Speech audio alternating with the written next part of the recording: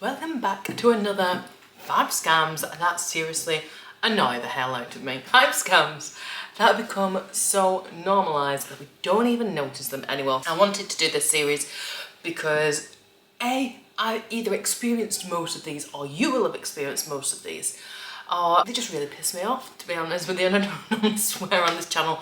Can you tell I'm incensed by this? And I thought it was quite fun to do, especially coming up to the festive period when people are like tight on money anyway, but also because if there is a way of saving some money or even making a change to some of these things, then it's got to start somewhere, hasn't it? So I think if we highlight these things, then we're more likely to put a stop to some of the ridiculousness of some of these. So let's get stuck straight in. Credit card interest. I hate it. Credit card interest. Look, I get it. We have to have some sort of interest on credit cards because if we didn't, every Tom, Dick and Harry would be having one and taking advantage of them. Okay, fair enough.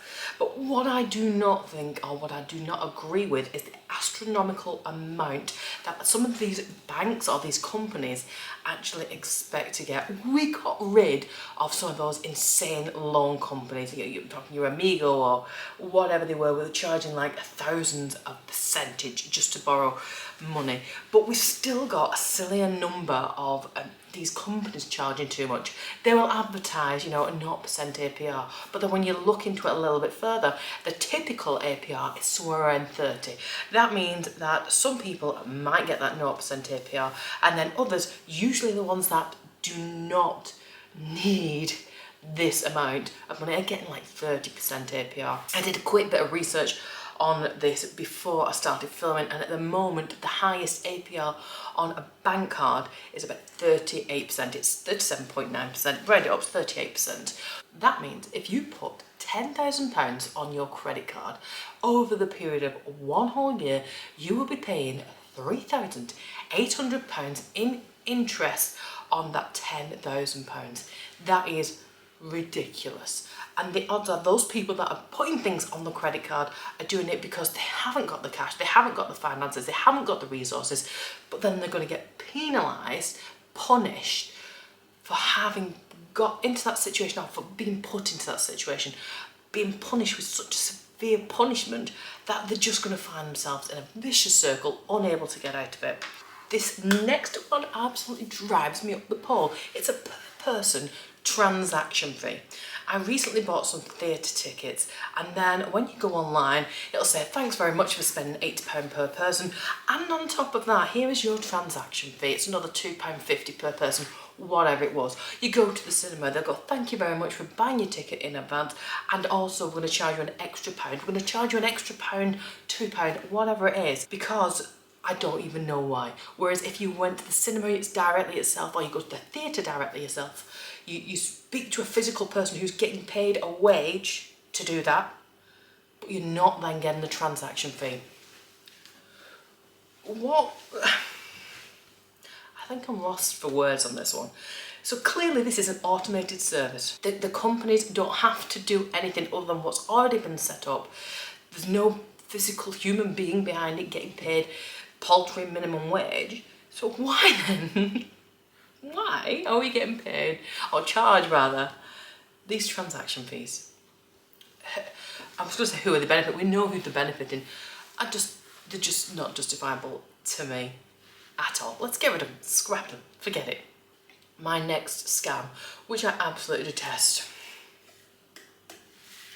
I went with a friend recently. She wanted to go to Starbucks and she ordered a matcha green latte. Look, I don't go to the drive-thrus. I don't like the coffee things. I just cannot justify it. She paid just over £5, which still makes me just thinking about £5 for this liquid. It wasn't even a large one. It was, what do they call it, the medium size? I don't even know. Not grand latte. I don't know. I don't get it. Whatever the medium-sized drink was, she paid £5 for this green drink. And when we got to the drive-through window, I saw the girl pouring into the cup, the vessel. It was a clear one. And it was, and then there was that much of it. There was clearly quite a lot of liquid left. She poured it away down the sink, gave my friend her drink, and when I looked at it, it was full to the brim with ice. she paid £5 for a woman to throw half of her drink down the sink and to suck on some ice. That's how I see it. So by filling up your cup with ice, you could have said, would you like the rest in another little cup? Yes, yes, my friend sat with me in the car would have liked that, thank you very much. Maybe I would, I don't know. But we are obviously, you know, is it back into science here? Volume here. The ice is taking up the space in the cup so that there's less room for the liquid. I know people who actively always say no ice for this very reason. I am that person. I always say no ice because I want to make sure I'm paying for the drink that I want to pay for and not for the H2O that is taking up space in my cup. Yes, yes, it annoys me. Let's talk about the next scam. I'm quite sure you out there are a very loyal customer. You have been with the same companies for years, you've been with the same banks for years, you've been with the same utility provider for years. Why then are these companies not rewarding you in kind by each year moving you, or whenever it is, moving you to the most cost-effective deal that they have that would suit you and your bank? Year on year, they will just automatically roll you over, usually with a premium. And there are other things, there are other deals out there, enticing in new customers, offering little, you know, snippets and a little bit of something extra if you sign up to them or whatever it is. You have to go out of your way to go, look, I'm not prepared to pay that. You have to spend time on a phone or on an email or on a little chatbot. I'm getting really annoyed talking to chatbots usually is my standard.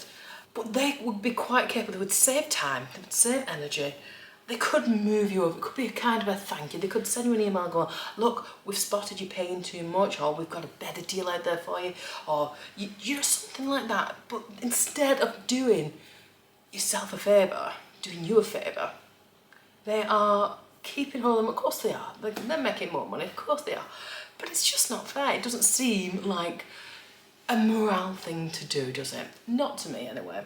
It annoys me. The final scam I want to talk about is MLMs, or as some people call them, mums losing money. Women, we are more likely to take on these, and there's a few different reasons for this, and I don't want to start arguments, but from my experience and from my point of view, a lot of mums are struggling, or they want to buy extra things for the children. They want to have a little bit more spare cash, or they're the ones that are more likely to find other ways to resource and stock up their finances. So they are also these ones that are more likely to fall for the MLMs because they think this sounds fun, it sounds like, you know, it's appealing to your senses, it's appealing to your social life. What actually happens is it's called these pyramid schemes. They're called a pyramid scheme because the person at the very top of the scheme is getting all of the benefits. And they'll say, it's a bit like Chinese whispers, they'll say, invest some money in such and such a thing, you'll buy this thing and then you'll be able to sell it on and make a bit of profit. And this person here is making the most profit. So those people underneath, they're getting something, they're going to get a little bit, and they've got to tell their friends about it. So those people, again, they're getting a little bit of something, and then the ones underneath, it goes further and further down until you get absolutely nothing. But the guy sat at the top, or the woman, is getting pretty much a free ride for doing jack all.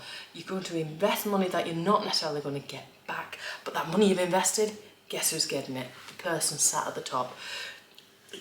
They shouldn't be allowed. They shouldn't be allowed, and it should be harsh punishments for the person sat on the top of the pyramid. They prey on the vulnerable, they're preying on those that are desperately clawing their way and trying to make extra money, and it's not fair. Right, that is it. Thank you so much for sticking around for this series of 5 scams that are so normalised that we don't even notice them anymore. I've got more to come, don't worry about it. I hope you find this useful. If you have, please consider subscribing. Go ahead, hit the thumbs up like icon. If you agree with anything I'm saying, throw some comments down there, because if you've got some ideas, I'd love to make some more videos on this. Thanks very much, and I'll see you really, really soon. Bye.